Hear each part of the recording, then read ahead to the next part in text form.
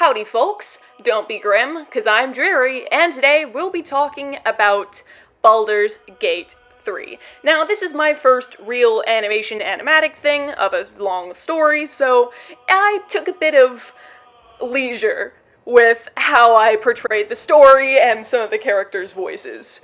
Now, a few weeks ago when I was messing around on YouTube, I didn't expect to find a video clip of Baldur's Gate 3, and I didn't expect to get so hooked. But as luck would have it, and here we are. Because of all of 2020's madness, my weekly D&D game had been called off indefinitely. But now I had a chance to play D&D and have an awesome new video game to add to my collection. So, without any further ado, let me get straight through the first cutscene, and then we can get into the actual meat of the story. You start off in a fairly long but absolutely beautiful cutscene, as your character is on board the Mind Flayer's ship, and the Mind Flayer itself infects you with its parasite. After snatching up all the people it can with its tentacle ship, the Mind Flayer runs from a group of Gethlics, frog people, riding dragons as he escapes into one of the hells. Startled by the sudden appearance of a giant ship in the middle of the eternal blood war, demons of all kinds rush the ship, and out of pure luck, you break 3 of your pod. And that's where the game truly starts. Meet Minx, my tiefling cleric. Yes, I will touch on that later. After a few minutes of learning the game's controls and looking around and really being in shock of how good the game graphics were even in early access, I began to make progress walking through the ship's long halls until a faint haunting whisper began to fill the room. I don't know what's happening, but I have a feeling I won't like it. The source of the sound sent a shiver down Minx's spine. The voice was coming from a man's exposed brain. Free us. Free us. Ugh. Oh, tarnation, I was right. What are you creatures? Help us. Help us. Well, that doesn't answer my question, fellas. Get us out of here. Hurry.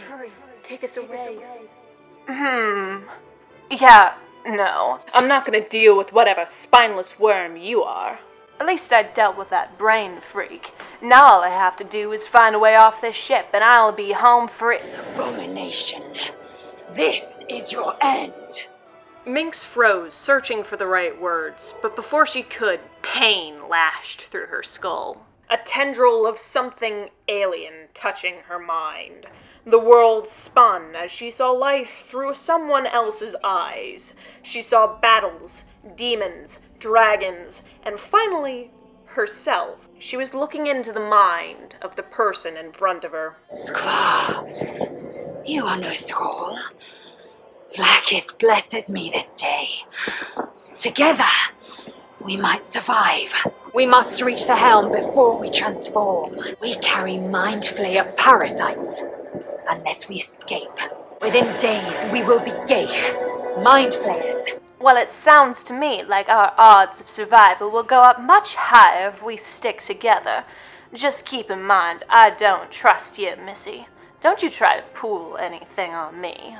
So the two, joined by a flimsy pact, made their way to the helm, fighting stray imps and speaking to the infected who had already gone insane. Boo got me! Right in the gut! Tell the babes I'll be alright. The Mind Flayers have already enthralled her. Leave her, or we will share her fate. I was upset on how brash lae'zel was being for a few moments, until I realized she was right. There wasn't anything I could do. So with a heavy heart, Minx and lae'zel turned and continued on towards the helm. A room filled with demons, and a Mind Flayer, fighting for his life against the biggest demon there was. Thrall, connect the nerves of the transponder. We must escape now. Like we're gonna side with you in a fight. We could take all of you on, right, lae'zel? Do it. We will deal with the Gaich after we escape. Hang on now, I thought the whole reason we were coming down here was to fight this lizard. Now we're siding with him?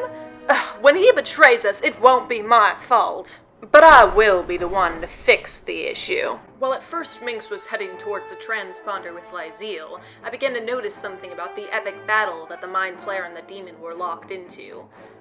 The Mind Flayer was losing rapidly, and there was only one thing that Minx could do. You appear to be in need of some assistance there, partner. After all, that demon might be too big for you alone to fight.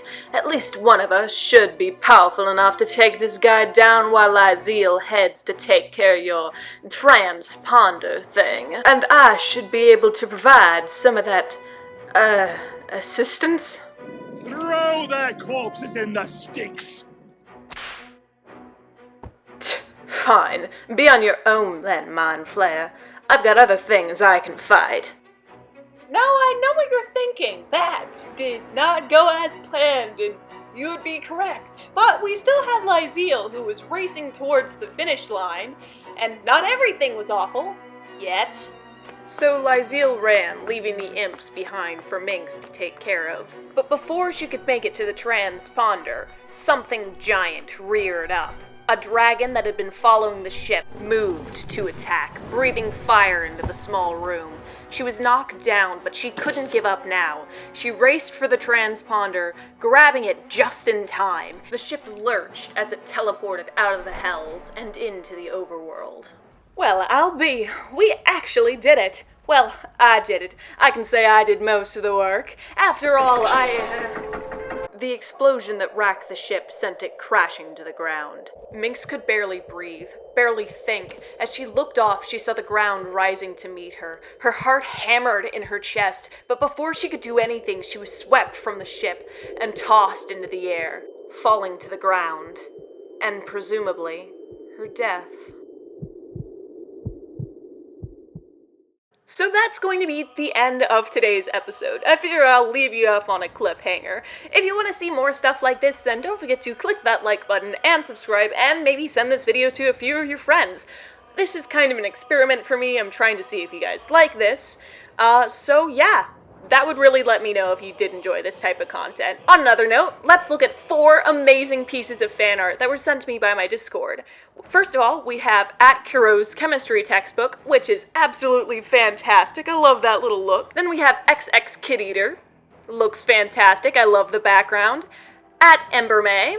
And at Toshi. I love every single piece of fan art you guys send to me. And with that, that's going to be the end of today's video. I hope you enjoyed, and I'll see you next time. See ya!